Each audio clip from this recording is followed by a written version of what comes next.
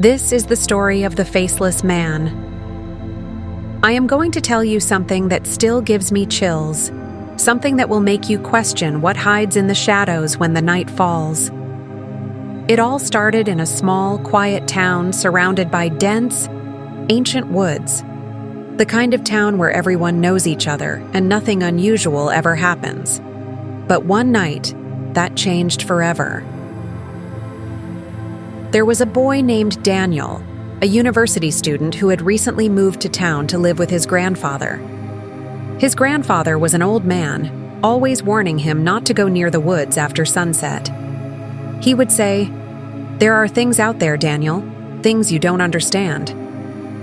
Daniel never took these warnings seriously. He was young, logical, and didn't believe in ghost stories. But then, he started hearing whispers. Low, strange whispers coming from the forest late at night. At first, he thought it was the wind or maybe some wild animals, but the more he listened, the more he realized. It sounded like someone was calling his name. One evening, curiosity got the best of him. Ignoring his grandfather's warnings, he grabbed a flashlight and walked towards the woods. The air was thick, and the silence was unnatural. As he stepped deeper into the trees, the whispers grew louder, almost as if they were coming from all directions. He shone his flashlight around, but nothing was there. And then, he saw it. A tall figure standing among the trees. It was completely still, dressed in tattered, old-fashioned clothes, its body dark against the dim moonlight. But the most terrifying thing was its face, because it didn't have one. No eyes, no nose, no mouth, just smooth, pale skin stretched over where a face should be. Daniel felt frozen, his body refusing to move. The faceless man tilted its head slightly, as if studying him, then took a slow, unnatural step forward. Daniel's breath caught in his throat. Every instinct screamed at him to run, but his legs wouldn't obey. Then, the whispers changed. They weren't coming from the woods anymore. They were inside his head. "Come closer. Stay with me. Give me your face." Panic surged through him, breaking whatever force was holding him still. He turned and ran as fast as he could, crashing through the trees, branches cutting his arms and face.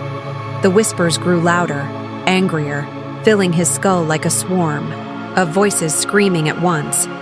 When he finally reached his house, he slammed the door shut and locked it. His grandfather was waiting for him, his face pale with fear. "You saw him, didn't you?" he whispered. Daniel, still gasping for breath, nodded.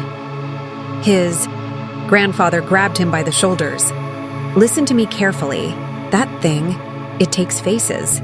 It doesn't have one of its own, so it steals them from those who look at it for too long." Daniel's blood ran cold. "Has anyone ever escaped it?" he asked. His grandfather hesitated. "Some have, but not for long. Once it sees you, it doesn't stop." That night, Daniel barely slept. Every shadow in his room looked like it was moving. Every sound outside made him jump. And just when he was about to drift into uneasy sleep, he heard it. A soft tap at the window. His heart pounded. Slowly, he turned his head towards the window, and there it was. The faceless man stood just outside, pressed against the glass. Even though it had no eyes, Daniel felt it staring at him. He shut his eyes, whispering to himself, "It's not real. It's not real. It's not real." But then, the glass cracked. He shot out of bed and ran to his grandfather's room. "It's here!" he cried. His grandfather didn't waste a second. He grabbed an old wooden box from under his bed and pulled out a small silver mirror. "This is the only way to stop it," he said, shoving it into Daniel's hands. "If you see it again, show it its own reflection. But you must be careful." The whispers grew louder. The house shook as if something was moving through it. Daniel clutched the mirror tightly, his hands sweating. Then, the door creaked open. The faceless man stepped inside. It moved slowly, its head tilting as it approached Daniel. He felt his body going numb again, the whispers clawing at his mind. His vision blurred. He was slipping into something dark, something that felt endless. With the last bit of strength he had left, he raised the mirror.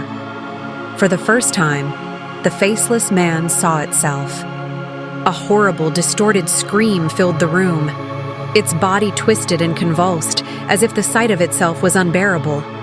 The whispers turned into wails of pain. Then, silence. And just like that, it was gone. Daniel collapsed, gasping for breath. His grandfather knelt beside him. "You're safe now," he said. But was he? The next morning, Daniel checked his face in the mirror, making sure it was still his. He looked exhausted but unharmed. For days, things felt normal again. The whispers stopped. The air felt lighter. Then one evening, as he was walking past a shop window, something caught his eye. His reflection? Except, it wasn't exactly his face. It looked like him, but something was missing. Something subtle, but wrong. His features seemed blurred, like they were fading. And then, he heard the whisper again. "Your face is mine now."